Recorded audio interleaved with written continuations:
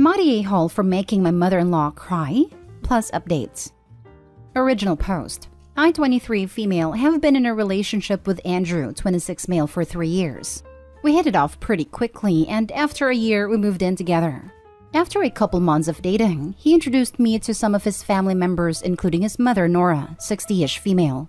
She had raised him as a single mother, and she was very close to Andrew. She wasn't very warm towards me, but she wasn't rude either.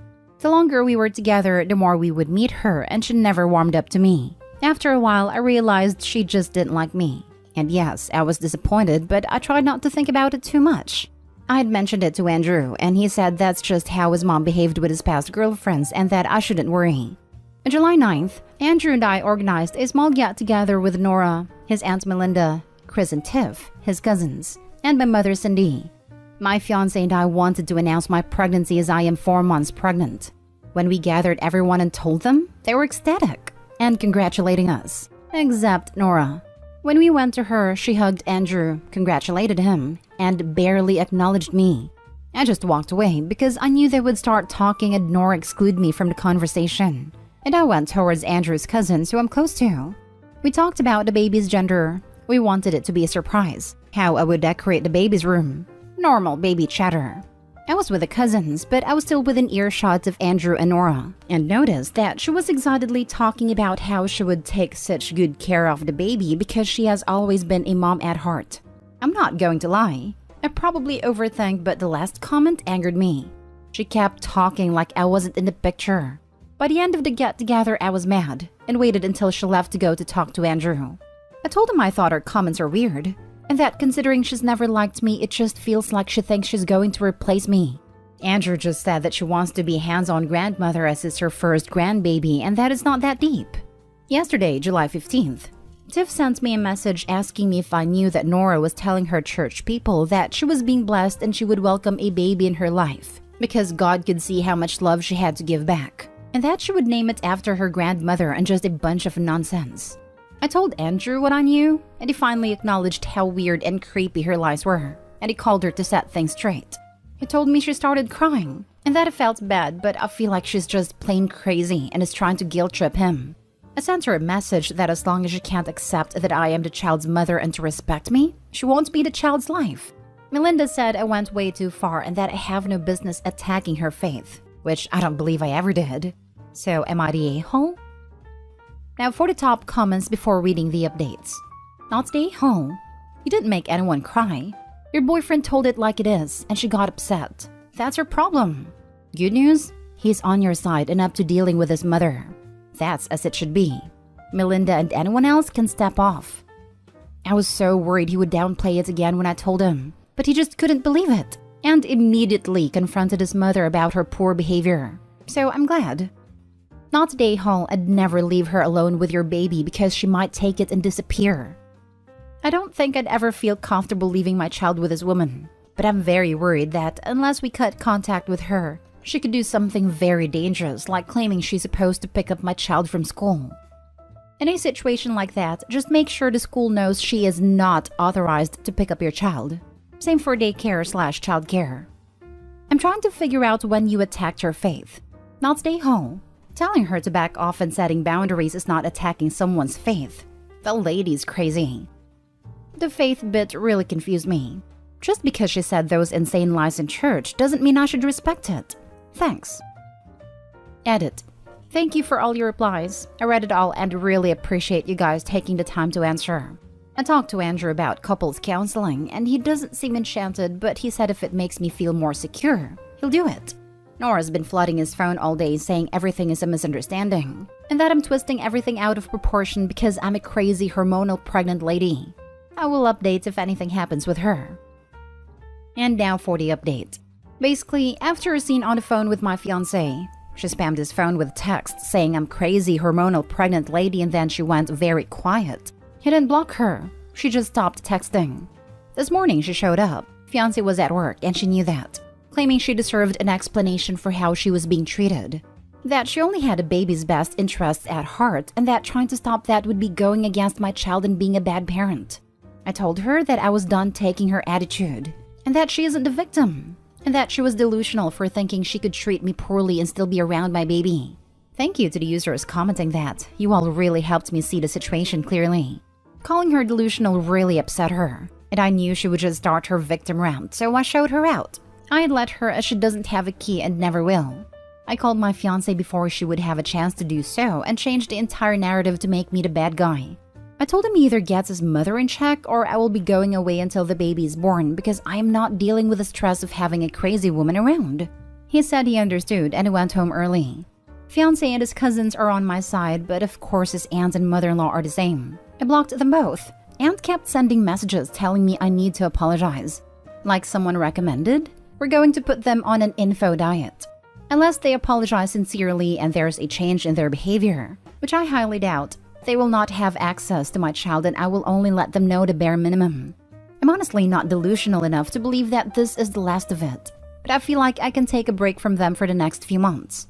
I'll update. Edit. Thank you everyone for the amazing amount of support. It's very heartwarming to read.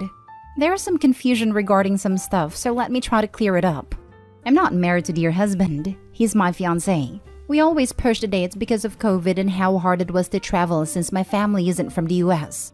And surprise, surprise, just no mother-in-law had a problem with all our ideas. The person who let me know what she was saying in church is fiancé's cousin, who is also just no auntie-in-law's daughter. She's on my side because she knows me well, and she immediately realized my mother-in-law's conversation with the church was extremely off. After I kicked mother-in-law out, I talked with the dear husband for a while, explained to him everything in great detail regarding his mother's behavior, and he is very shocked and apologetic to have brushed it off in the past. So that's a huge relief. She asked mother-in-law to apologize, so she went completely silent and hasn't texted again. I'm thinking that the cousin might have talked to her mother, just no aunt-in-law, because she hasn't texted the fiancé either. So maybe hopefully she understands the issue. Well, that's weird. Why does she think she gets to decide what is in the best interest of the baby? Why is she telling people you attacked her faith? This is definitely the type of person you should back away from.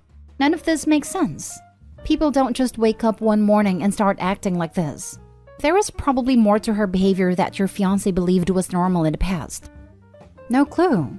Most of our interaction was cold, so the sudden interest in my child really rubs me the wrong way. This is not uncommon with the mother-in-laws we hear about on the sub. They tend to completely ignore things they don't want to acknowledge, such as the existence of their daughter-in-laws.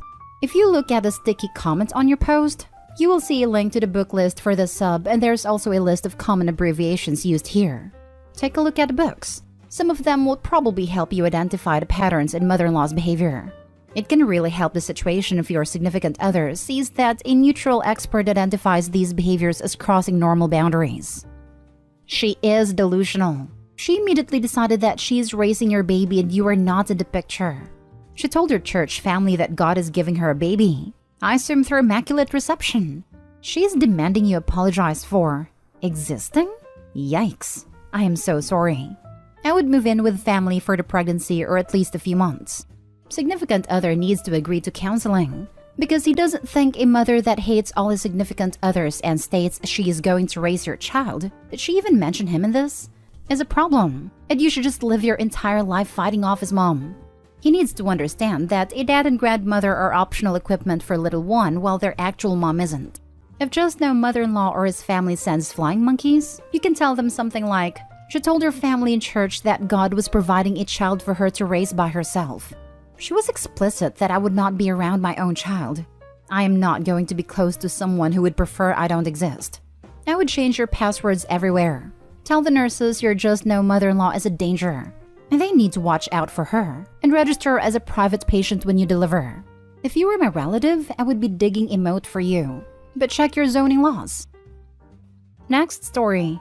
Am I the a-hole for refusing to let my husband's mom nap in my room? My husband's mom moved in with us a week ago.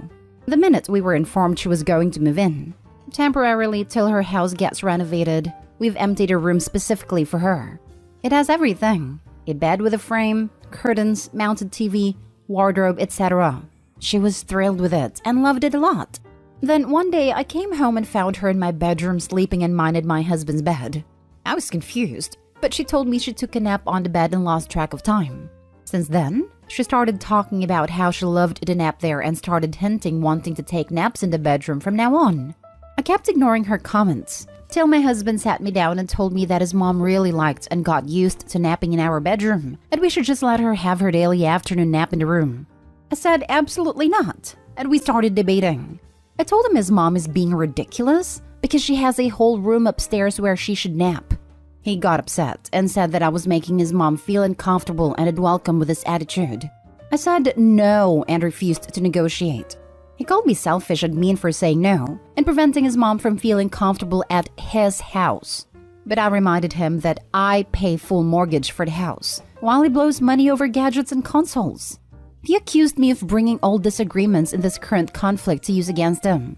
I said no again, and that he should stop pushing because I need a room for when I get home feeling exhausted from working on my feet from 6 a.m. He's refusing to speak to me till I agree and let his mom have her nap in there. Am I the a-hole for choosing this hill to die on as he says? Am I being difficult? Now for the top comments. Not the a-hole. Why is she so obsessed with sleeping where you and her son copulate? This is the comment I was looking for. It's disgusting that she wants to lay in the bed where her son does it. Like I would have said that right away when they asked why she couldn't sleep in there. Because that's our space. That's where we do our thing. Crude as she may find it worded that way, it's still the truth. That is what I was coming here to say. Why in the world would she want to sleep in that bed, and why does husband not see how odd that is? Maybe Opie should just get crass with it and ask this exact question. Most valid one. Not stay home. Your problem is not with a mother-in-law. I think you already know that it's with your husband. He needs to support you in your dealings with his family. But instead of doing that, he is making the situation worse. You're already hosting his mother. She's lucky enough to have her own room when most people don't even have spare rooms. If there is a problem with her room, your husband needs to fix it so she is comfortable. But she cannot take over your room. Your room is private and off limits. Sometimes people show us who they are. Your husband is not only behaving destructively by refusing to support you and creating unnecessary drama, he's not speaking to you like he's in high school. He's being very immature. I don't likely recommend counseling because it's expensive and hard to find a good counselor, but he won't listen to you. So I think you need it at this point. Maybe a third party can get through to him. What he is doing is damaging your relationship. What I love most was these statements. Opie's husband, this is my house, what I say goes. Opie, I'm the one who pays the full mortgage while you blow your money. Opie's husband, stop bringing this up. Like he's the one who brought it up by claiming it's his house. Opie, tell your husband and his mother that if they can't respect your boundaries, then they both sleep in the spare room together, or they both can leave and go shack in a hotel until her house is fixed. This is creepy behavior from the mother. And your husband is showing you that he'll have his mother's side over you anytime there is argument. Do you have some sort of fancy bed or just a plain old mattress? If you have one of those memory foam or similar, I kind of understand why she would want to stay in there as her room's mattress is just a plain normal one. Still creepy though. Wonder if she sniffs the sheets to smell her son. Gross. Not stay home at all and do what everyone's saying by asking her why she wants to sleep where you and her son. Emphasize this part. Do it with his wife. Now for the last story. Am I the a-hole for smiling while my mother-in-law scolded my husband for poking my belly and saying it was like dough? I gave birth to our first child 3 weeks ago and my body hasn't snapped back yet. I definitely feel insecure about it to the point where I won't even change in front of my husband anymore. Yesterday I was laying down on him and my top rode up so you could see my belly slightly. He stroked it and then poked it and made a comment about how my belly was like dough. I know my reaction was irrational, but I burst into tears. My in-laws were there and my mother-in-law was furious with my husband, and she started scolding him for not being careful with his words. My husband tried to defend himself, but my mother-in-law kept telling him off. I started smiling and my husband got upset with me for being happy he was getting into trouble. Am I the a-hole? Not the a-hole. First of all, your reaction was not irrational at all. What your husband said was mean under any circumstances, but particularly given that you just gave birth. Second of all, you were not smiling because he was getting in trouble. You were smiling because someone was being kind to you and standing up for you. The fact that your husband's takeaway from this situation is being upset that he got in trouble rather than being apologetic for his comment suggests that he is immature and not a very good partner. I'm glad that your mother-in-law had your back. Also, Opie, you gave birth to a human. 3 weeks is nothing. And honestly, if your body's never exactly the same again, that's okay. You did something amazing. Take it easy on yourself. P.S. I've had 3 kids and been married 12 plus years, and my husband has never made a negative comment about my body. Your husband deserved more than a scolding. Exactly. I would have poked him back and said, I just had a baby. What's your excuse? It's nice to hear when mother-in-laws and daughter-in-laws get along very well, especially on this forum since it's quite the opposite. But am I the only one who would feel weirded out doing PDA stuff in front of the parents? It wasn't really PDA. I was trying to have a nap and that's the only way I can fall asleep. Not stay home. Mother-in-law loves you and doesn't like seeing you hurt. Your husband crossed the line even if it was a joke. This isn't a joke. It's, oh, they're upset. So I better label it as a joke so I can tell them to lighten up or stop being hysterical. I feel like it was more intended as a joke, but didn't go as planned. It's more of him just not thinking before he speaks. My dad does this kind of nonsense to my mom. He always tries to play it off as a joke or something he didn't quite think about. But it's pretty obvious after a while that they're not actually jokes. They're intentional slights. Seems like maybe the mother-in-law thinks he might be that kind of person. Update. Am I the a-hole for telling my daughter to get over what happened in the past? Original post. So for some background and context, I, 54 female, have one daughter, Ella, 28 female, with my ex, Dylan, 57 male. Dylan and I amicably divorced when Ella was 4 years old. Few years later, I married my now husband, Jack, 55 male. He was a single dad of 2 kids, Jason, 25 male, and Sophie, 27 female. Jack and I also have a daughter, Bella, 17 female. And this story is about Sophie and Ella. I always thought since they were closer to the age, they would get along really well. And I was right. They were like best friends, and we were really happy in our blended family. When Ella was in college, she met this guy, Brian, 30 male, at a cafe where she worked. They started dating, and I was happy for Ella. Brian even proposed to Ella in front of our whole family, and it was very romantic. Everything was fine until one day, Ella came to our house screaming at Sophie.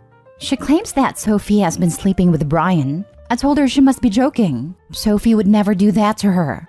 There was a lot of screaming until Sophie finally said that she and Brian are in love, and this caused even more commotion. We did have an extremely hard conversation with Sophie. She showed her remorse and was very guilty. We then tried to talk to Ella that Sophie was sad and maybe she should forgive her. But Ella was having none of it. She went on to more screaming and bashing all of us that we are abandoning her and picking Sophie. That is not a case, as I tried to make it as peaceful as possible, but Ella didn't want that. When Ella and Brian broke up, he started dating Sophie and got engaged within a year. Sophie wanted Ella to be her bridesmaid, but Ella just said, "over my dead body." I thought it was really cruel of her to say that, and she's being petty by holding on to the past anger. Needless to say, she didn't come to the wedding. Rather, she left the city to live with her father. She didn't contact us much except for Bella. I thought she might need some time to cool off, but I was hurt that she kept us out of her life. We only got some insights from Bella and Jason. She only sends me cards on my birthdays but hardly ever spoke to me. I think it was unfair. One day she came to our place. Sophie and Brian were also there. She gave us an invitation card to her wedding with someone named Ray. I don't know much about him. She didn't even include us in the wedding party. Plus, the venue was a 4-hour drive, and the hotels in that area is expensive. We did agree, but at the last moment Jack got sick, and I had to cancel it. When I told her the reason I cannot come to her wedding, she told me to not bother, that she made the right choice by not including me in her wedding, because she knew I was a bad mom.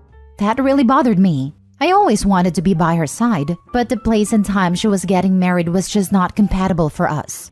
That was 2 years ago, and she never contacted us again. Then a few weeks ago, my daughter Bella showed me a post on Instagram that Ella was pregnant. She posed with her stepmother with a caption like, "She will be a good grandmother." I was furious. How can she forget her whole family here? So I called her from Bella's phone wanting an explanation. She replied that since I never bothered to be at her wedding, I don't deserve to be in her kid's life. She said it was not just her wedding. She claims I have never been supportive of her, that I do not care about her. She went on to blabbing that she never felt like she had my support, even when she got cheated on, and I chose my stepdaughter over her. I told her it was not fair for her to hold that against me till now, because it was 6 years ago. She has moved on, and Sophie has moved on as well. She is being petty by holding on to something that happened years ago. So did I do anything wrong? Edit. Look, I did not abandon Ella. I tried to be there for her. When she and Brian broke up, I went to her place to support her almost every day. I just think it is silly to hold on to something that happened years ago. I get that she didn't want to be a bridesmaid, but she could have attended the wedding. I never pressured her. Yes, I was disappointed, but if she politely declined, I would have never thought it was cruel. And I tried my best to attend her wedding. We booked the hotel too. But Jack got really sick. We did apologize and promised to make it up to her in some ways, but she rejected it. Now for the top comments before reading the update. You're the a-hole. What Sophie did to Ella was not petty or inconsequential. You shouldn't have supported and forgiven Sophie so easily after her act of betrayal. You're lucky Ella ever kept in touch with you at all. Was Jack really sick? Or was he bitter about Ella not attending his daughter's wedding, so this was an excuse that Opie came up with to justify not going?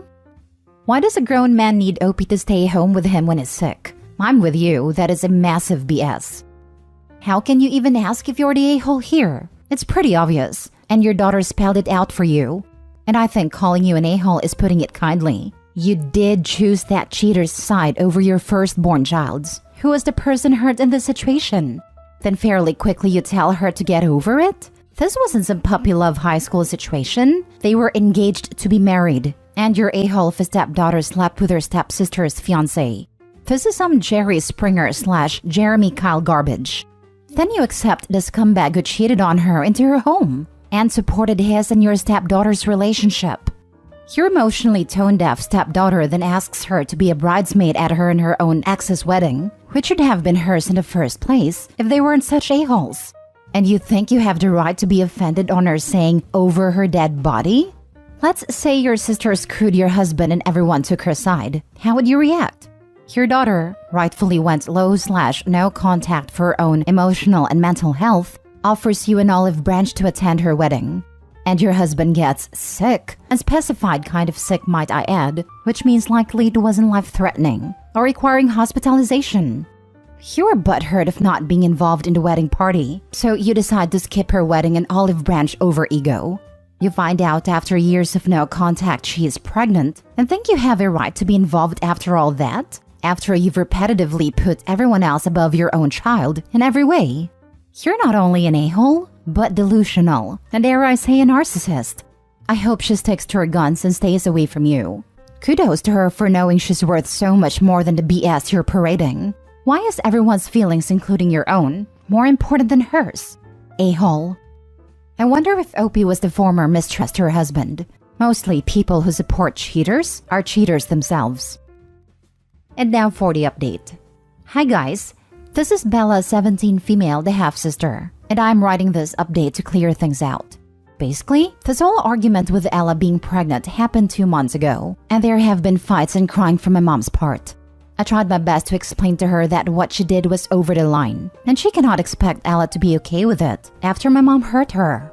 My mom still insists Ella is being unfair, and she thinks every other person would agree with her, lol. So I gave her just that. I've been on Reddit for 3 years, and I have seen how many people tear apart people like mom. So I told her that she should post it anonymously on Reddit. I did help her in the steps to make sure she includes everything, but she still left out some parts. I challenged her that nobody thinks she is right after the nonsense she pulled. It was hilarious to see my mom reacting to the comments. She genuinely thought people would be on her side, lol. She read the comments for 3 hours. You guys even PM'd her, and those were a cherry on top. Seeing how people actually see her, she literally cried her eyes out. Though she's still in denial and keeps saying they don't know anything. Well, she had a breakdown of how cruel some comments and the PMs are. My dad came home and saw mom crying and scolded me for airing our dirty laundry, and my mom demanded I delete it. Instead, I deleted the Reddit app from her phone, but now I'm writing this for you guys. I must say, Reddit did not disappoint. I have been reading all the comments, and they are entertaining. My mom refuses to look at them. She's a lost cause, but I am here to clear things out a bit. I am the observer of my family, so I have observed a lot of things. First of all, my mom didn't cheat with my dad as far as I know, since some of you were suggesting. The divorce with Ella's dad was amicable, but that's what I heard. My mom has this weird obsession with having twins. She always wanted twin girls, but that never happened. Since Sophie and Ella are almost the same age, my mom pretended that they are twins. I think she created this whole fantasy in her mind that Ella and Sophie will do everything together and have a matching life. And though Ella and Sophie never had a bad blood, they were far from being twins. They were like normal people. But my mom still wanted a twin lifestyle for them. Also, just like you guys pointed out, mom is the type of person who is family comes first. She wanted Ella to forgive everything and be okay with Brian and Sophie, so that mom can show it off to people that in our family, we always forgive and forget, no matter how crappy the other person is. And Ella was ruining that Disney musical fantasy for my mom. My dad only cared about his bio daughters. Though he was never mean to Ella and always loved her, blood comes first to him as well. Jason pretty much doesn't care. He and Sophie were not that close. Neither was Ella and him. I'm close with Ella though, and the only reason I showed that Insta post so that I can show mom what Ella's doing is she always asks me about her life. I thought this would bring some form of accountability from her part. But no, as you can see, I was wrong, and I take full responsibility for it. Second thing, mom and dad did berate Sophie about her affair with Brian. Sophie started waterworks, that she will do anything to gain forgiveness from Ella. Sophie even said she will cut off all contact with Brian, but Ella was having none of it. I think my parents got manipulated by the fake waterworks of Sophie. That's why they kept pushing the forgiveness on Ella. And you guys ask what happened to Jack, my dad. Well, he fell down the stairs and hurt his back. I wasn't there because I was a bridesmaid at Ella's wedding, so I was spending the whole week there in her town. Sophie and Brian were not invited. Jason was out of town too. But I still think if mom made an effort, she could have easily made it to the wedding. She did try to say sorry and offered to pay for their honeymoon, but I don't think that is enough. I mean, it was her daughter, for God's sake. Lastly, my mom lied. Sophie and Brian are not a happy couple. Lol. They look like they are in the brink of divorce. My mom still has no idea that Brian cheated on Sophie with a stripper on his bachelor party. And Sophie forgave him because it was his bachelor party, so it doesn't count. I knew that she also cheated on him at her bachelorette party too. I don't have the evidence, but I just know. A month ago, Sophie decided that she would also try for a baby, and I am willing to bet that Brian will skip town when that happens, or he will not be the father. But we shall see. Also, I am sorry for dragging you guys to my family drama. I just wanted mom to see that she is wrong. She tried to save her behind by replying, but you guys just tripped her and you won. Sorry if you felt deceived that someone else coerced Opie to make a post. So I am being clear once and for all. The first post was made by my mom. This update is being written by me, Bella, the youngest sibling. If you guys have any questions, I will try my best to answer them. Sometimes mothers really are delusional and don't think about the effects their actions have on their daughters. I hope Ella gets her fairy tale life. She deserves it after everything. Sophie and Brian are perfect for one another. Let them be miserable together. The fact that their marriage lasted 5 years is astonishing, but it is now hanging by a thread. If anything, Brian did Ella a favor. I always thought the guy was a bluff. I wonder if the twin life your mother pushed on Sophie and Ella was the reason for Brian and Sophie cheating together. If their lives were supposed to be identical, and Sophie was jealous that Ella is something she didn't, it sort of makes sense, and Brian is total trash for going along with it. I also hope you are okay. Being caught in this weird middle of family drama is hard. If your mom is anything like mine, having a different opinion than her is almost world-ending. Don't let your mom or Sophie bully you into placating them. Wow, so your mother won't take any accountability for her actions, plays the victim, and just straight up lives in a fantasy. Also, someone should tell Sophie that when a man married his mistress, he created a vacancy. I don't think there is a vacancy in the mistress position anymore, lol. But the option is unlimited. I figured your mom out in her first paragraph, as soon as I saw she had 2 daughters named Ella and Bella. I'm sorry, but your mom is straight trash. The stuff that she's put your sister through, just to keep a fake image for people who are probably some miserable, judgy people, is astonishing. Your mom has no clue that Brian cheated on Sophie? You should tell her. It might help her see the type of person Brian is. It may also help her realize she chose liars and cheaters over Ella. Even better, it'll break the everyone else is happy and has moved on fantasy she has in her head. That's part of the reason why she wants Ella to forgive Sophie and Brian so bad too. She thinks everything is peaches and cream. She needs that fantasy broken. I'm also sure that's not the only time he has cheated on Sophie either. I hope Ella's doing well. She deserves the best and more. Has Sophie seen these? She know what Reddit thinks of her and her stepmom? I don't think so. Mom only uses Reddit to see news and political stuff. She doesn't post in her normal profile, so I created this throwaway just for this reason. Sophie doesn't know, and Mom told me to delete the account and post. But I guess I will have more fun with it now. Last story. Am I the a-hole for not attending my sister's wedding after she almost didn't invite me because I'm under 18? My 17 female sister, 24 female, is getting married in the fall. When she and her fiancé started planning things a few weeks ago, they said it was gonna be no kids. I didn't think anything of that at first. I assumed she meant like 13 plus or something like that. But that was weird though, because she never came to me about anything wedding related like she did with the rest of the family. So last week, I asked her if she needed help with anything and asked if she wanted me wearing a specific dress or something like that. She said no. Why would I? As I'm not going. She explained that no kids means no kids, no exceptions. So I'm too young by 3 months to attend. I was really hurt by that and told our parents. They didn't know I wasn't invited, so my dad told her either she lets me come or she's not getting their half of the money. She did invite me, but she made a big show of how she didn't want me there. So I said screw it, don't bother. Since she don't want me there, I won't be. She just shouldn't expect things to go back to normal after this. We used to be really close, and we text a lot even after she moved out. Not anymore though, as I blocked her and everything and I'm not speaking to her. I don't know if our relationship can recover from this, but if we do, it's gonna be up to her to fix it. My parents say I'm overreacting, but this really hurt me. Now for the top comments. Not a-hole. 3 months shy of 18? Nope. Your sister is something else. Let her explain to the whole family why you're not there. You are absolutely not overreacting. I just don't understand why she would do this if you girls actually had a good relationship. Is it just the two of you? Are there any other siblings? If there are, how do they feel about this? Is there a possibility your future brother-in-law doesn't like you? That he could be the reason why she's acting this way? Whatever happens, whether you decide to actually go or not after all her theatrics, keep your head high. You've acted in such a mature way. I hope your parents do not force you into going after all this. Yeah, but the problem now is that Bridezilla can now say, but my sister was invited. She just didn't come because we forgot to put her name on the invite. She'll likely attempt to spin it to avoid looking like a meanie.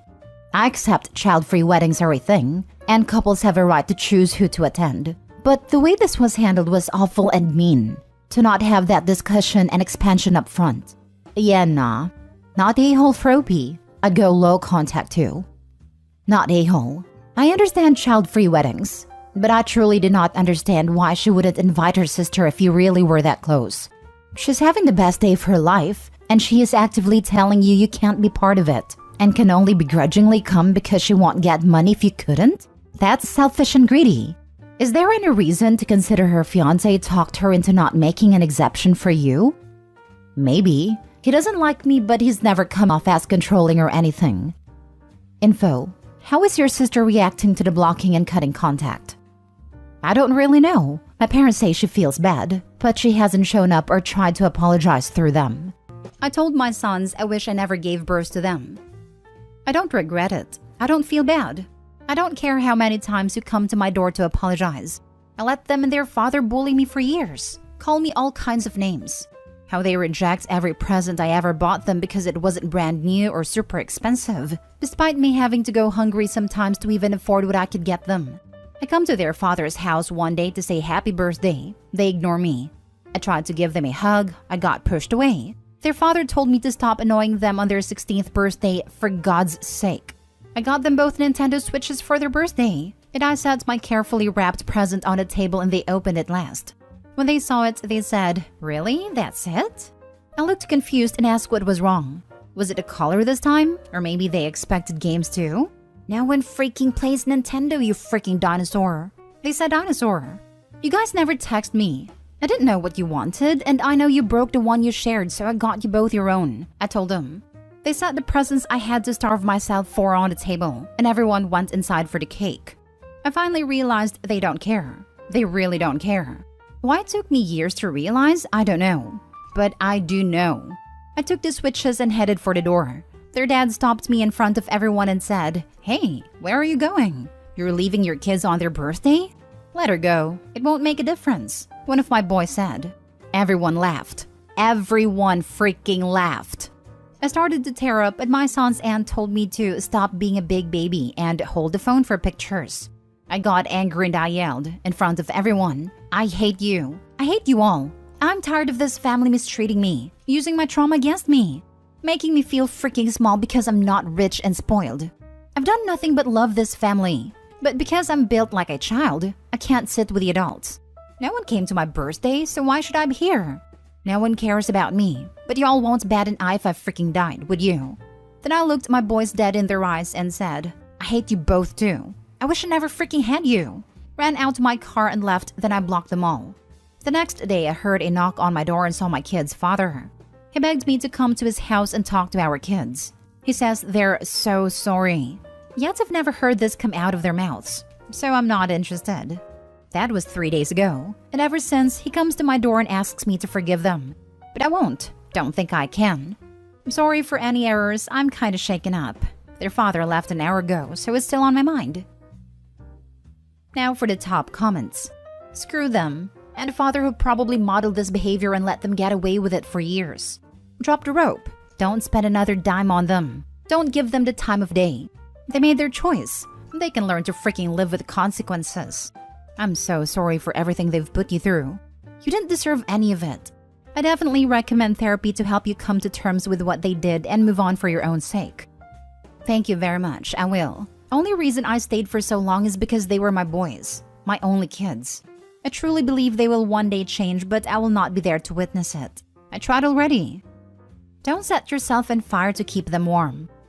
What an awful family. Freaking agreed. I know that kids can be a-holes. When I was a kid, the idea that my mom would occasionally work double shifts or go hungry to save money just to buy me and my sister something nice just did not enter my head until embarrassingly late. Man, did I feel embarrassed in my early 20s when it finally fully sunk in just how much my parents sacrificed for me and my sister. So OP, if it helps, unless they're complete psychopaths, just remember that they will recall their attitude and cringe when they're older. Cringe hard. In my case, I called my mom and told her everything I appreciated about her and apologized for being an a-hole in my teens. That being said, it's a small comfort right now. Just remember that there are people on this very website who would kill to have a mother like you. It's BS that this ever even happened without another family member stepping in to teach them how to behave appropriately. Ungrateful little turds I can forgive, but husband and other relatives who couldn't say even, "Your mom worked very hard for this. What did you buy her?" is something else. Edit. Also, if this has been going on for years as you said, your rant is completely deserved and on point. I cannot believe that their dad watched this for years and ignored it. If we were in that other sub, I'd say everyone sucks here except OP. Your kids are brats, and I don't know if they did not grow up with you, but they don't know what respect is because no one teach them or educate them. So if they don't love you because you don't give them expensive gifts, then they don't deserve your love. Sorry. And the one should be at your door is them, not their father. Don't contact them until they apologize and really mean it. Thank you. No, they didn't grow up with me. Me and their father agreed they will live with him when they were born because I didn't have the money to take care of them. Me and their father broke up because he hit me, and I had enough sense to leave. I was already pregnant too. He was either mad at me for leaving him or he told them something. I don't know, but they never really liked me, but only recently started acting like bullies when they were 13 to 14. Now for the comment from the aunt. Do not believe her BS. I am the sister of the father in the post and all of this is a lie and this is not how this went down. Mia, stop lying on my family. You know this is not true, hence why you deleted your account. I'm trying to upload my side, but the sub is not letting me. But please believe me, she's lying. How do we know you're not lying? Give us what you think is the truth. Well, for one, my brother never hit her. He held her down because she was losing her mind in my house. She's very mentally unstable. It's also why we told her we were gonna fight for custody for the boys, but she didn't want to fight. So we agreed she would visit. So did the kids complain about the gift? No, they were very happy. They said thank you and moved on. She was upset she wasn't the center of attention for longer and they didn't kiss her boots or something and freaked out. Now for the post from the daughter that was never mentioned in the original post about what truly transpired, titled, "I hate my mom and how she convinced thousands of people that she's the victim." I, 23, female, am no longer in contact with my mom, Jane, because of years of mistreatment, manipulation, fear-mongering, and hatred. I was conceived through a one-night stand. Jane couldn't get in contact with the guy and so carried and raised me as a single mother until she met someone. And God did she let me know about it. She made sure to tell me how unwanted, unlovable, and disgusting I was. She admitted to neglecting me as an infant and toddler, and how she would essentially have screaming matches with me. When I was 5, she met William and they fell in love. They got married within a year, and William adopted me after his twin sons, John and Oscar, 16 male, were born. I was 7. Their relationship moved very fast, and I believe it caused a lot of turmoil. I truly believe the pregnancy was to trap William, but that is speculation and opening a whole can of worms. During the pregnancy, Jane would have tantrums about having twins, how she only wanted one, and how she'd only love the first one that came out. This was a new side to her that William hadn't seen before, and he shut it down quickly. Well, she kept her promise and only gave attention to Oscar. John was completely neglected by her other than to feed. She had intense postpartum depression, and that's not her fault. But what is how she handled it. She refused to get help and claimed PPD/postpartum psychosis is for insane and bad mothers.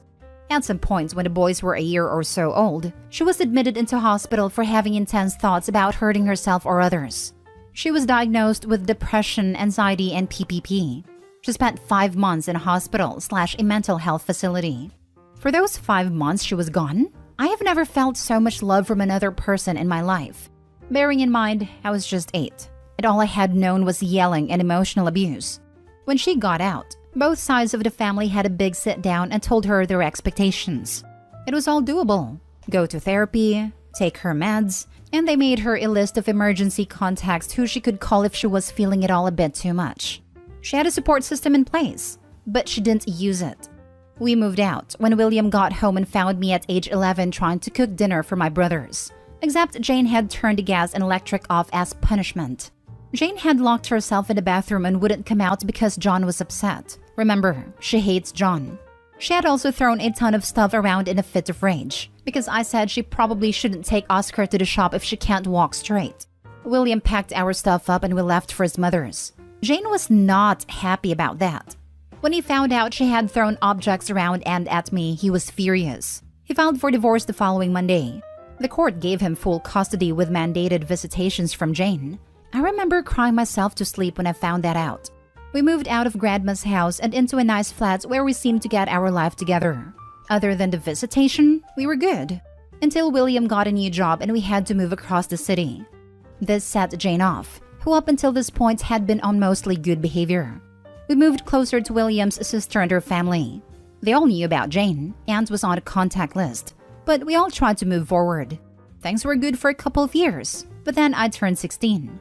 The day after my 16th, I got a text from Jane telling me that she's moving out and that I need to pack up my stuff from my old room. I went, stupidly, and began putting things into piles. Jane just stood in the doorway and eventually began bawling her eyes out. She began apologizing for everything she had done and how she feels like a failure. This is when she told me about the emotional and verbal maltreatment she inflicted on me as an infant/toddler, and how she blames herself for my numerous mental health issues. This was all leading up to her asking if I could ever forgive her. I said no. I said that she may feel guilty, but she's stuck in this cycle where she has harmed the boys as well. She lost her freaking mind and kicked me out. It got a little physical between us, and she ended up screaming that I'm no longer her daughter, and how she's disowning me. When I got home, I told William everything. He was furious too and went to her place, and arrived back home hours later with our stuff. I don't know what went down, and I don't want to. We filed a police report as I had scrapes and bruises and her mandated visits were lifted. A weight had been lifted off my shoulders. It was like this black cloud of negativity had finally eased up. I felt so much happier. I began to focus on school and my family without dreading having to see her. We couldn't get a restraining order, but she kept her distance. She would send birthday and Christmas cards, but we never reciprocated. The boys know a bit about what went down, but William was very frugal with what he told them. He said he didn't want to inflict unnecessary emotional damage onto them. Then on their 16th, she shows up, which was weird because she never shows up to anything. I kept my distance and stayed in the kitchen, but I could still see and hear everything. I was shaking in fear and had to run to the bathroom at one point. She had bought them both Nintendo Switches. They both opened her presents last and both quietly thanked her. There were no insults being thrown around. No one said, "Let her go, it won't make a difference." The atmosphere was stifling. In fact, it was Jane who yelled and insulted first. She called the twins ungrateful brats, and the second she stood up to yell, William and Auntie began to push her outside. As she was being pushed, she points at the twins and yelled, "You're both freaking ungrateful, unlovable little C-words, and my biggest regret is not terminating you when I had a chance." The party was naturally ruined at this point, and the boys are both totally emotionally destroyed. William left at one point to go and talk to her because she had blocked William, the only one who has her number, but I don't know the specifics. It's been a few weeks since the incident, and the boys are both destroyed. Oscar has become a recluse and John isn't eating. I'm furious. I'm sorry for making this so long. I'm just so mad, traumatized, and upset by the whole thing. Edit. Hi everyone. I'm just popping in to clarify some things that I've been receiving in my DMs and questions in the cross posts. Because yes, I do read them. 1. I do have a Reddit account, but I only use it to post Sims 4 content and I'm only subscribed/following subs of the games I play. A second year of uni has also been kicking my butt, and so I haven't been online as much. I know her post got a lot of traction, but I didn't see it. Plus, it got deleted so it's not going to pop up on suggested sub-posts Reddit is pushing. 2. I did hear about my mother's post from the THT podcast, hence the weird timing. 3. I have zero ill will towards anyone who sympathized with my mother as they were going off her original post. I've gotten many people DMing me about it, and I just wanted to say that I totally understand why anyone reading the original post would think, "What an awful family." It did suck to read everyone siding with her, but there was literally no reason to be mad as that's all the info they had. Obligatory thanks for the support comment. I will be logging out now for my own sake. Now for the last story.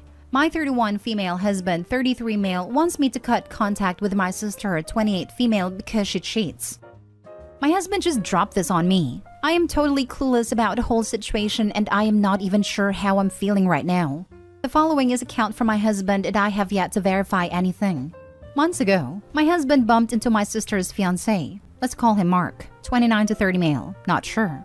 They were not particularly close, but they know each other. My husband was coming to pick me up for a date, and Mark was surprised because my sister told him she was hanging out with me. This set off an alarm with both of them. I have to provide some clarity before the next part. Both me and my sister moved to the same city for a job. Our parents are back in our hometown. So both of us are very close and spend a lot of time together. Sometimes my sister would just show up after work and we will go for a drink or do something. Then at one point, my sister told Mark she was going to hang out with me again. My husband nonchalantly mentioned it and thought we would be hanging out instead of my sister. I didn't think much of it since my sisters sometimes do just show up. I ended up calling my sister to say I would be hanging out with my husband and ask her not to come if she plans to. My husband and Mark take this as I was helping to cover for my sister. They then checked both mine and my sister's phone. Of course, my husband found nothing on mine, but Mark found some suggestive texts. They hired a personal investigator to follow both me and my sister, and they caught my sister went to a hotel with a guy multiple times. Back to now, I'm really angry. I felt like my husband can't trust me at all, but the circumstances seems reasonable.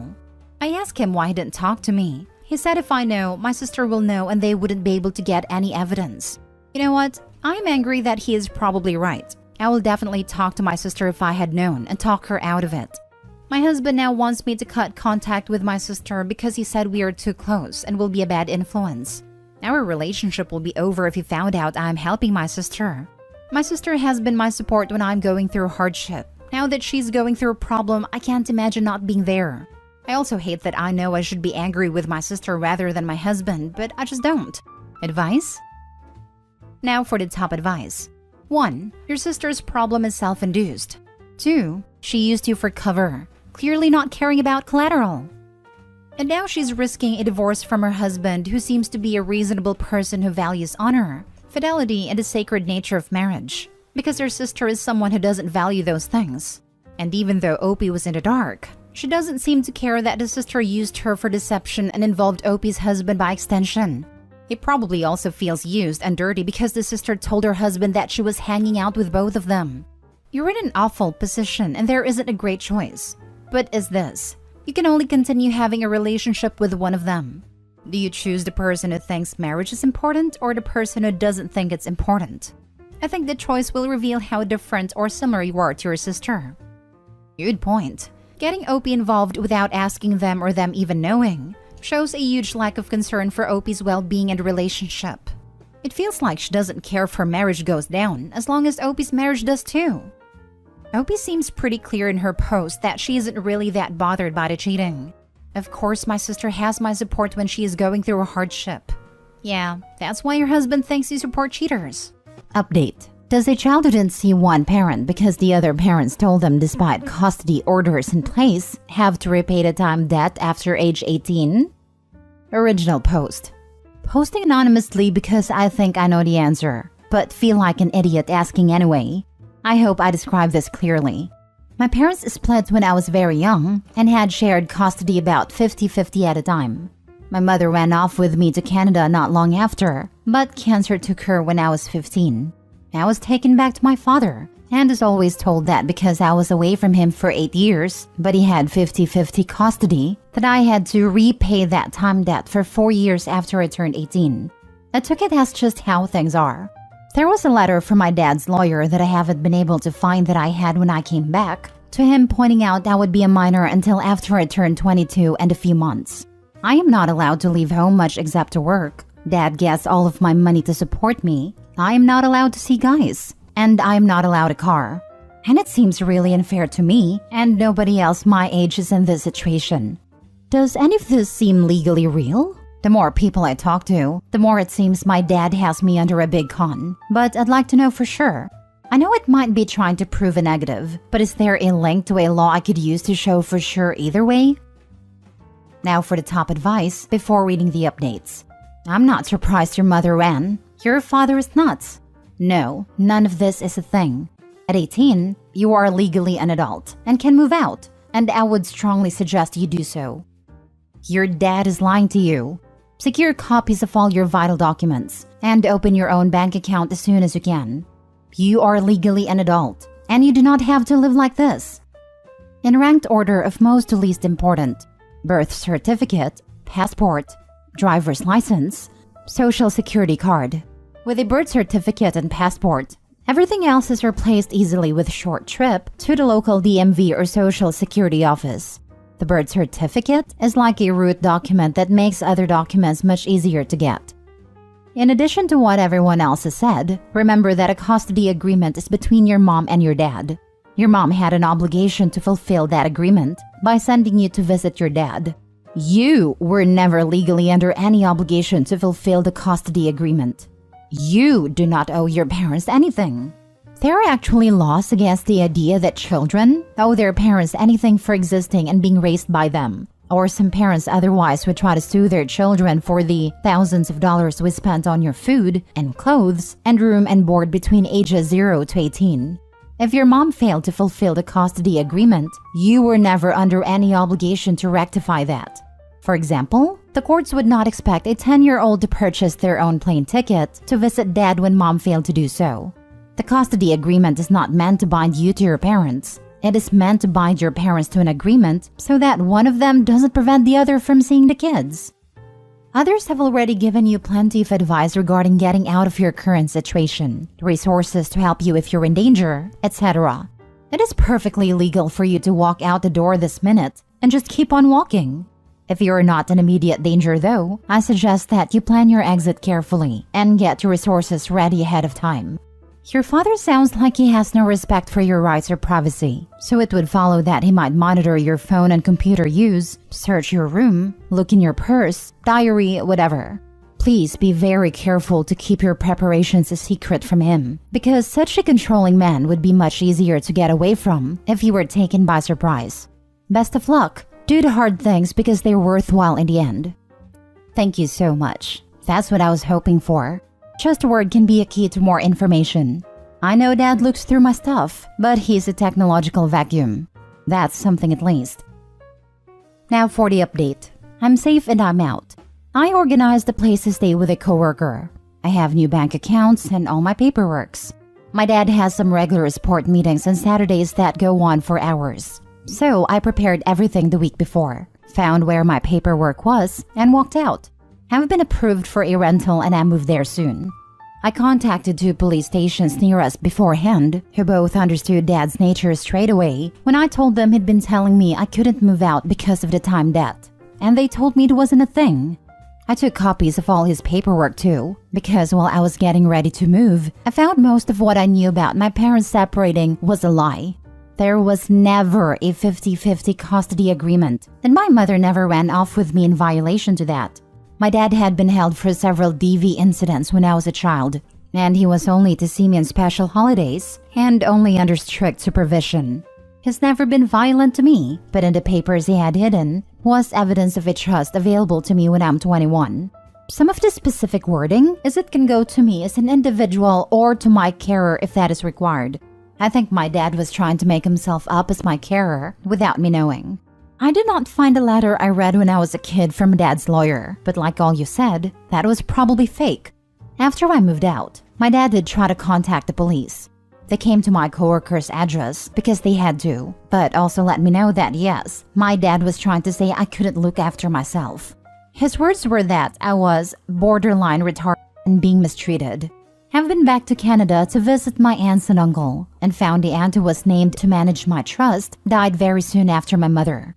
We're still working out the details with a Canadian lawyer about some confusion over who handles what and how now, but I have the full support of my remaining aunt and uncle, who are the same great people I remember. They were really worried about me when I went to live with Dad and had tried to contact me so many times. Thanks all for your help. Your comments gave me the confidence to act. This is my shocked face when I found out the Dad lied about the custody agreement and was actually an abusive POS. Blank. Same, lol. Before even getting to the end of the post, I was like, nah, Opie's mom escaped abuse from this guy, and now he's trying to control Opie. It's ridiculous how similar these people are. I guess the courts didn't see this custody info when they returned her to her dad that was set up to protect her. That was unfortunate. Custody is pretty irrelevant once one parent is dead. Unless there was a restraining order or such, they'd automatically return her to the surviving parent. Especially as there seems to be no history of child abuse, just spousal. That's one of the reasons why I'm paranoid about my own safety. If anything happens to me, I'm afraid of what would happen to my kid. My parents think they'd be able to get her, but I worry that's not how it would play out. Make an end-of-life plan. Have a lawyer help you legally transfer custody to your parents, should you pass before they do.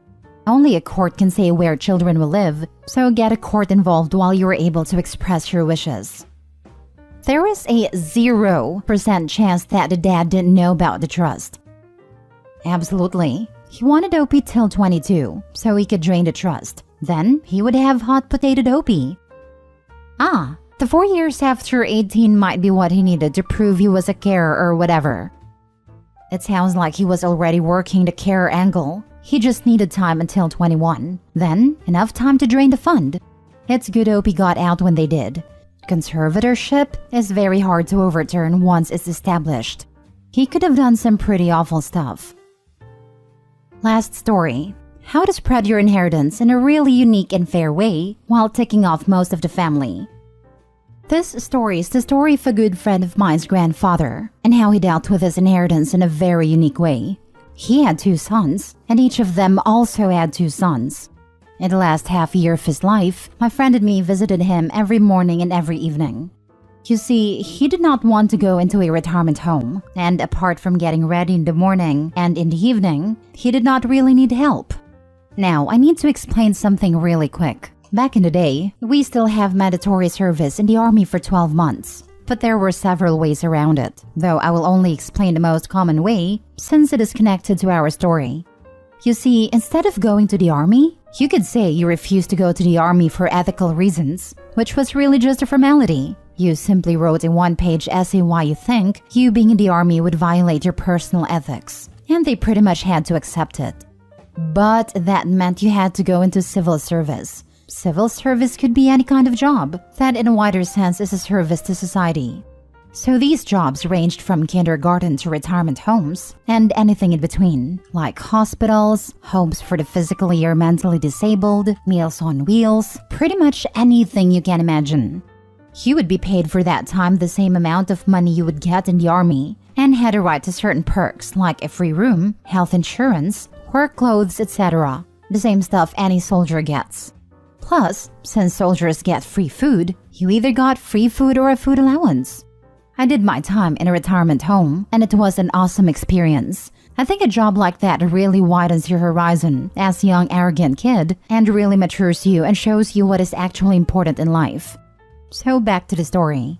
I was just done with my time in the retirement home, and for 1 year imply wanted a job around and make some money. Then one of my best friends comes to me and tells me he needs my help. His grandpa can no longer do everything by himself, but really only needs help in the morning to get ready and in the evening. And since I have learned how to do this from real professionals, he asks me to show him. So his grandpa does not yet have to go into a retirement home. He later admitted grandpa said he would rather end himself than get into a nursing home, and he seemed really serious about it. He did not tell me at the time, since he did not want to pressure me into help like that, which I really appreciated. He was one of my best friends, and I really liked his grandpa.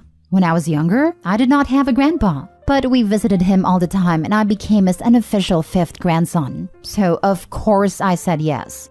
The original plan was to show him for 2 to 3 weeks and then observe him for another 2 to 3 weeks, then he would do it on his own. But we ended up doing it together for over half a year. Then grandpa had a stroke and died within 2 days in the hospital. 2 days later, my friend asked me to come with him to the lawyer where the last will would be read. His grandfather had specifically asked that his will should be read a day before he gets buried, which is quite unusual, but not illegal as such. I asked why he wanted me there, and he told me the lawyer had officially invited me, since grandpa had left me something as a thank you for my service. I was a bit embarrassed, but also happy that grandpa had thought so highly of my service that he even put me in his last will. Now, my friend's dad is an entitled a-hole, and the same goes for his uncle. We arrived there and went into the room. My friend is F. You get 3 guesses who me is. Entitled dad is ED and entitled uncle is EU. Entitled dad to me. Why the hell are you here? I know dad called you in jest his 5th grandkid, but this is for real family. Entitled uncle. I bet the gold digger hoped he would get some money in the will. Me. I was asked to be here by the lawyer. Take it up with him. I have no idea why I'm here. Entitled dad. If you pulled something to get to his money, I will sue you so hard, even your kids will still need lawyers. Friend, show some respect and stop shouting. I know you two did not really care about your dad, but show at least a minimum of respect. Entitled uncle, how dare you talk like that to your elders, you little turd? Friend, you two get exactly as much respect from me as you showed your own father. None. He really shouted the last word, and it finally shut the two up. We sat down and still had to wait for the other 2 grandkids to arrive. The 2 sat right behind us, and what they talked about really made my blood boil. Apparently, they had both gotten new cars, new jewelry for the wives, and had planned a huge holiday. All that was paid for by credit, and they had planned to pay for it with the inheritance. None of them said even a word about missing him, or being sad that he died. Nothing. Only me, and money. They seemed to be in competition who could spend the inheritance faster the way they planned away the money. Then finally we were all there, and the lawyer read out a short letter from Grandpa. What I'll tell you here is a much shortened version, but the real thing was several pages. But it boils down to this. In recent years, I more and more realized that some people in my family cared a lot more about me than others. I am especially disappointed in my 2 sons. But I wanted to be really fair and not biased. So I came up with a point system. Letter/phone call. 1 point plus 1 extra if it is very long. Visit, 2 points per hour, plus 1 point per hour of travel to me and back. Helping me out with something, 3 points per hour. And this is the final result over the last 3 years of my life. Entitled dad, 8 points. Entitled uncle, 10 points. Entitled uncle's kid 1, 150 points. Entitled uncle's kid 2, 133 points. Friend's brother, 288 points. Friend, 7,341. Me, 5,883. My lawyer has already liquidated most of my assets except the house. Once it is sold, the money will be divided by the points. So we know what each point is worth. And then every person gets a share of the money according to his points. For about a minute, you could hear a pin drop. Then both entitled dad and entitled uncle started shouting at the same time that they knew we would have pulled something and this will would never stand. Of course, they tried to sue entitled uncle, his kids, and entitled dad together. But they lost. And there was a secret clause in the will that if someone sues against the will, he loses his share of the inheritance. It took nearly 3 years until all the lawsuits were over. And I was blown away when we finally get the money. I am not naming a sum, but it was way more than I felt comfortable accepting. So I wanted to give at least some of it to the other 3 grandkids. But my friend finally convinced me to accept it, saying, "You cared for him when he needed you, without expecting anything for it, which makes you 10 times more his family than any of those losers. They got what they deserved." Now for the comments. Props to this grandpa and to you. You are a really caring person. Thanks, man. Well, in many ways, he really was my grandpa. I still remember fondly how he read stories for us as kids, or taught us fishing, and how he had self-made cookies in a special jar for us. We only got 1 per visit, and damn were they good. So when my friend asked me for help, it was never a question of if I would do it. It was the least I could do to help him avoid his biggest nightmare, the nursing home. It was not that much work, like 1.5 hours each day on average, but we stayed for much longer usually to keep him company. I really loved the old geezer, and he had so many interesting stories to tell of times I only know from history books, like going shopping with a suitcase full of money in the 20s during the hyperinflation in Germany. I had a few stories of my grandpa too. He died when I was 8, but I remember my dad telling me this one story about him. So, my grandpa served on a submarine repair boat in World War II. Never saw action, but apparently he was the only one with the guts to climb up the flagpole to hoist the flag on a ship every day while the boat was rocking with the waves. They also apparently served pineapple every day on the ship, and according to my dad and grandma, he never ate a pineapple again in his life. Oh yeah, he had a ton of war stories as well. In a way, he was lucky, since he was never on the Eastern Front, but he did see his fair share of action till he became a POW after D-Day. At the time, he had a small post about 10 kilometers from the Normandy beach, and the Allied forces really surprised the Germans with how quick they conquered the beaches and quite a bit inland. Great story, man. Extremely sorry for your loss, even if he isn't family by blood. Sometimes you chose your own relatives, and he was the grandpa I never had. I imagine the final scene from Gran Torino, where Clint Eastwood left his car to the kid from his neighbor, who was a better kid than his own grandchildren. Good on you, OP. Am I the a-hole for telling my mom that I will respect my dad's girlfriend more than my stepdad? Plus update. Original post. Backstory. My 17 female, mom 45 female, cheated on my dad 46 male 7 years ago with my stepdad, Alan 50 male. I was 10 at the time. I knew that my mom had another boyfriend that made them get divorced. My dad was devastated to say the least. My dad fought hard to get custody from my mom because he did not want to lose me at all, and he did end up getting 50-50. Ever since my parents' divorce, I hated my mom. I hated that she hurt my dad.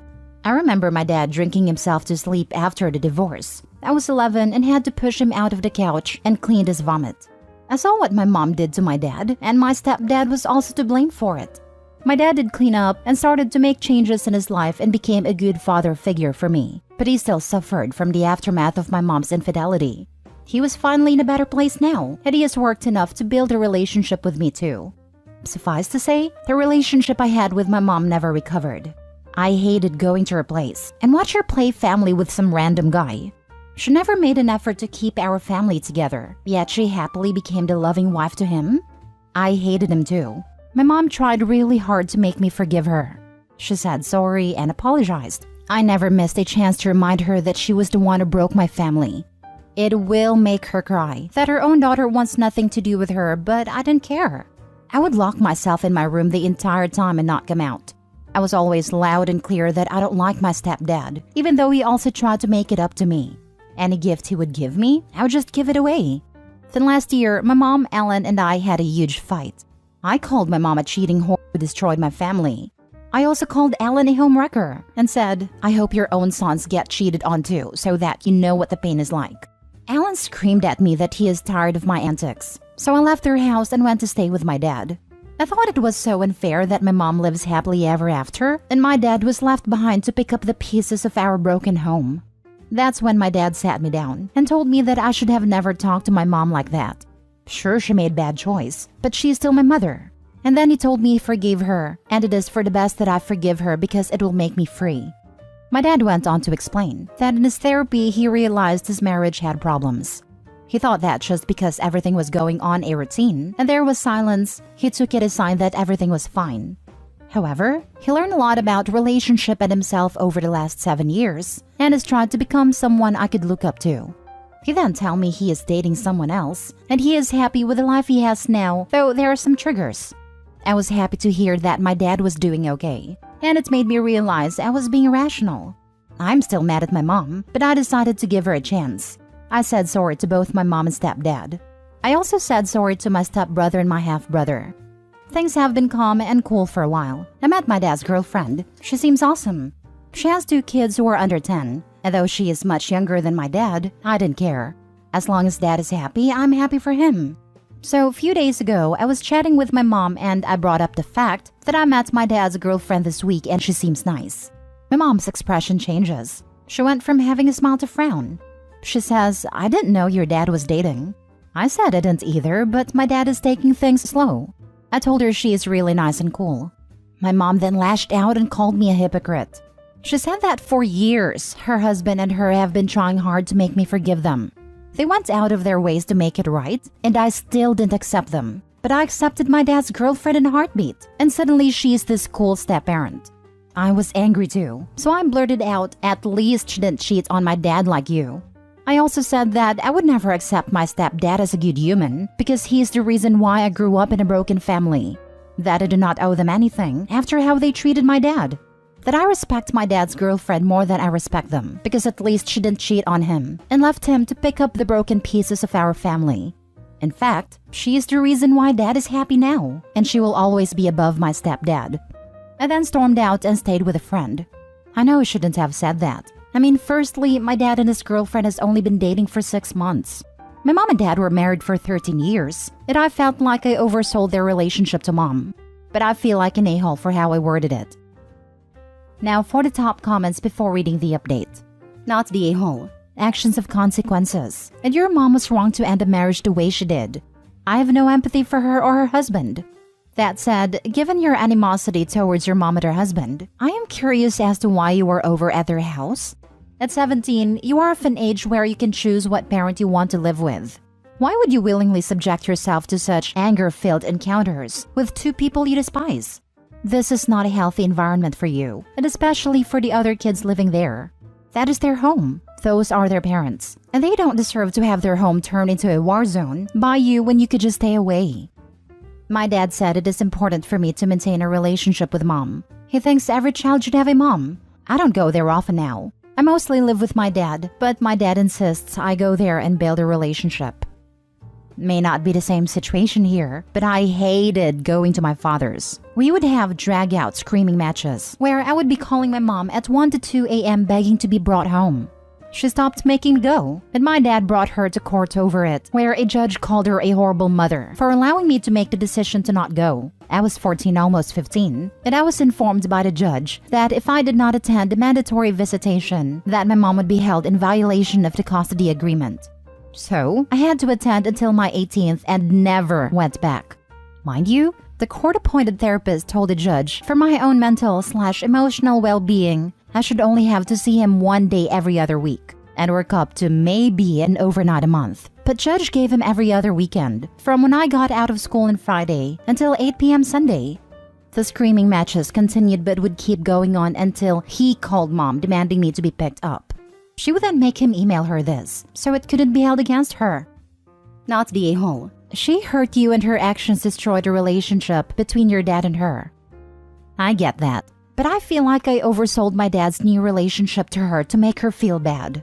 I mean, I don't know if my dad and his girlfriend would last forever, or that she will not cheat on him later in life. Mentioning that your dad has a girlfriend isn't overselling, unless there's stuff you left out, like gushing about how the girlfriend the best mother in the universe or something like that. That would be overselling. Imperfect analogy. If I casually mention that a new coffee shop opened and it upsets you, then I'd say there was something bothering you that causes that reaction, not me saying that I want to try the new mocha they invented. Well, it was slipped in a conversation. She asked me what I did that weekend, and I told her I went to meet Dad's girlfriend, and she seems really nice. That was all. Now for the update. This is not a very exciting update, but a lot of people have shown me love and support in this community. Also, I need to address one thing. Many people criticized my dad for being an alcoholic. Well, he is not an alcoholic. He hasn't drunk in 6 years. I did mention that he drowned his pain in alcohol when my mom cheated and after the divorce, but he stopped when he saw me trying to clean up his vomit. I know he was wrong, but he has done literally everything to make it up to me. He went to rehab and threw away all the alcoholic drinks in the house. He went to therapy and worked hard on his career. He even got me to therapy. He has apologized for his toxic behavior, and also that he tried his best to keep our family together. He has always made an open space for me to express my feelings. I feel safe with him. I trust him. He never badmouthed my mother in front of me. Yes, he still suffers from anxiety, but he has it under control. I hated watching his and our lives getting uprooted. So I don't think it is fair for you guys to blame my dad only when it changed for me. He came clean. He stopped being an alcoholic. But tell me this, can my mother undo her infidelity? Also, I know their marriage had problems, but is cheating the right thing for her to do? And I haven't mentioned a major thing. That is, my stepdad and my dad used to be friends until the discovery of my mom's infidelity. He cut him off his life too. So yeah, you can imagine the pain both me and my dad went through. But I'm proud of him for keeping his head straight. So now the update. I talked to my dad and arranged therapy for my old therapist. I also suggested that we need family therapy as well. My dad fully supported me and said he will look into it. Lastly, I called my mom to say sorry, but instead, my stepdad picked it up. I asked for my mom, and he said that mom has locked herself in their bedroom because she's angry. My mom has this habit that whenever she's mad, she locks herself in a room. I asked why, and he said that they had a fight about my dad. Basically, my mom had a hint that my dad was dating someone a few weeks ago when he saw him at a local market with his girlfriend. At that time, I knew he had a girlfriend but didn't tell mom. She took the liberty to track her on Facebook. I don't even know how she got her ID. My stepdad has caught her several times looking at my dad's girlfriend. There were pictures of dad and her too. So their argument was that my mom was basically obsessed with my dad's girlfriend and has been stalking her. My stepdad said it's best that I do not speak to her for a while because she clearly has some issues of her own. Well, I don't know what to say. Some of you told me she was jealous that my dad moved on, and this could just be it. I may or may not post any further updates. So until then, see you guys. I will be in therapy working things out on my own. Edit? For Pete's sake, people. I am really getting tired of people messaging me and commenting that my dad was a deadbeat dad who used me as a nurse. Some of you are so cruel that you guys think that my mom made the right choice by cheating on him and leaving him. To you, I have nothing else to say. You guys are just a bunch of triggered owls who only wants to blame the victim here. No, my dad was not alcoholic throughout his life. It only happened when he confronted my mom about her affair. It only lasted for like a year. And no, he didn't make me clean his vomit. I saw him covered in it. So I cleaned him myself and then he woke up and saw me. I don't know how many times I have to repeat it. That was the first and the last time it happened. You guys only see this part, but there is so much you don't know. He was the best dad that I could ask for, and I wouldn't trade it just because one time I had to clean him up. I don't care now, because my dad has cleaned up my vomit numerous times when I was sick, and he did it without complaint. I cannot believe you guys are so pathetic that you are only fixated on that part, and not the part where he actually cleaned himself up and made a better place for me. He was not a deadbeat or abusive in any ways. Deadbeat dads don't put their daughters to therapy and fight hard for their custody. It's fascinating to me that Opie's here posting to vent about her mother, and apparently people are piling in to tell her how awful her father is. Just because that one time she cleaned his vomit, he is a deadbeat dad and a bad father. God, I remember I took care of my dad when I was 10 years old. He didn't ask me to, but I did it because I love him. In a way, this kind of reminds me of the post where the husband cheated on his wife with a younger woman, then left her after having a breakdown when he found out his ex started dating a family friend. Only this time, the mom cheated with a family friend and is now having a breakdown after learning the dad moved on with a younger woman. I get the impression Opie's mom doesn't think much about anyone beyond herself. She took the easy way out of her marriage by cheating, rather than addressing whatever issues they may have had. She's been pushing Opie to drop her animosity toward a homewrecker husband without putting in the work, like going to therapy to repair her relationship with Opie first. I think Ellen telling Opie not to call her mom is going to end up creating a bigger issue between them. I feel like it's very telling that Opie's mother had a breakdown, not over her deteriorating relationship with Opie, but over the man she cheated on and divorced, dating a new woman 7 years later. Dad put in the work to create a better situation for himself and Opie. I don't understand the hate toward him in her comments. Spot on. Opie's mom may have apologized, but it doesn't sound like she understands why her daughter has been unable to move forward. Gifts don't validate people's feelings. They can seem like a cheap gesture to buy someone's pain away. The fact that her mom wanted Opie to call her affair partner dad is absurd. She already has a dad.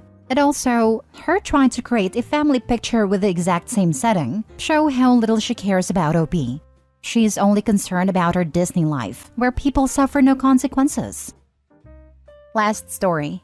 Am I the a-hole for telling my stepdad I don't want his last name?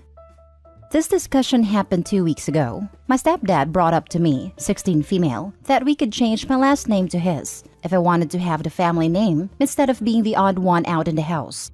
He also told me he would love to share his last name with me and that I might not be his daughter by blood, but he always considered me his daughter. I told him I didn't want to change my last name, but thanks for the offer. He said we could have the same last name though, and I told him I didn't want his last name, that I loved my own last name and wanted to keep it. The story of our relationship is as follows. My parents were divorced by the time I was 1, and my older sister was 8. My mom met and married my stepdad within 18 months. She and my dad shared custody of my sister and me. My stepdad came into the marriage with no children and had 3 boys with my mom, no girls. My sister was older and never saw him as more than mom's husband. He did try, but I think he realized early on that sister had decided what they were and never pushed. But he was more invested in trying to become a second dad to me. There were many times it makes me uncomfortable, once I was old enough to realize what was going on, from the age of 5 pretty much. My dad died 4 years ago. The last year of his life, he spiraled after my grandparents. His parents died in a car crash, and then my uncle died overseas within few weeks of each other. He turned to drugs, and he died within a year. My sister and I were devastated. We both adored our dad and our paternal family, and we lost all of them within a year of each other. My sister got married last year and asked me to walk her down the aisle and dance with her. Stepdad also felt slighted that he was just listed as mom's husband and not a parent in the digital book thing he supplied everyone with. I think all of this has led to this moment. He and mom both expected my sister and I to see our dad way differently after he turned to drugs, and especially when he died because of them. But he was still my dad, and regardless of that last year, he's our only dad and was a great dad to us in the years before that. And I believe he still loved us both. My stepdad didn't like how I turned down his offer. He told my mom about the offer and what I said, and both of them sat me down and I said I was too dismissive of his feelings, and that I should have given it some more consideration. He told me he's here and he loves me, and he wants to feel like he won't be pushed aside for the rest of his life by me. My mom said I might love my dad, but the way he turned out that last year, I should see that he wasn't perfect, and be more willing to meet my stepdad for a more enriching relationship. Am I the a-hole? Also, yes, I am in therapy. Now for the comments. I have a special distaste for partners and step-parents that push themselves into a parental role to a child without regarding the feelings or needs of the child about it. And I am not even a big fan of parents who are permissive of their partners doing that. I'm sure he's probably a decent guy, and he means well and he cares very deeply for you. But you decide who he is to you, not him. If he cares about you, he will need to understand that this isn't about him. Not the a-hole. That's how I feel about him in this. I don't think he's bad for wanting it, but the pushing is too much and is leaving me with a bad taste in my mouth. Don't let yourself be gaslit into something you are uncomfortable with by people you love, even if they mean well and even if you care for them. You're going to resent them for it eventually. So aside from being pressured into stuff you dislike, you're not even really doing them a favor. Not if their chief concern is for you. Which, if you care about being seen as a parent, it should be. Thank you for saying that. I'm doing my best to stay firm while not acting out.